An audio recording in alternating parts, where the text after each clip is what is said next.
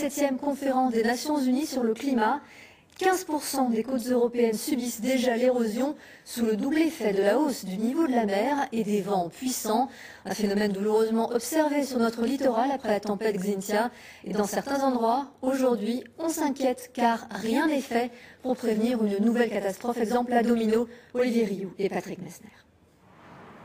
Un dimanche au bout du monde, décor de carte postale de bord de mer, calme. Un petit village planqué derrière la dune. Enfin, ce qu'il en reste, c'est bien ça le problème.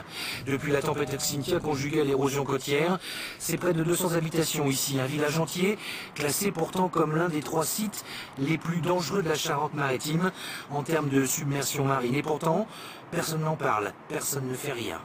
Tout le monde est au courant et personne ne bouge. Alors tout ce que l'on m'a dit encore de réunion, je dis, mais si on a un problème, on n'a pas d'argent. Alors si on a un problème, on le fera.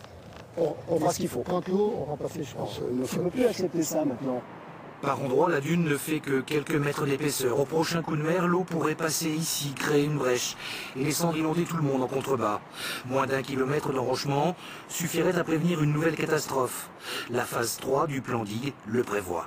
L'arrochement, il faut le protéger, il faut ramener des milliers de mètres cubes de sable et refaire l'arrochement dans l'alignement de ce qui est existant là. Le plan digue numéro 3, Tout à fait en dehors. le plan digue numéro 3, vous savez. On est prioritaire.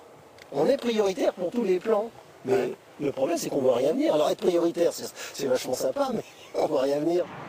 Domino, loin de la mêlée médiatique, loin, très loin des villages rétés, déjà tous servis par les phases 2 et 3 du plan digue.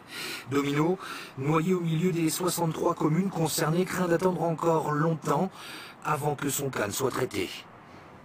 Et le reste en Charente-Maritime, nous rejoignons nos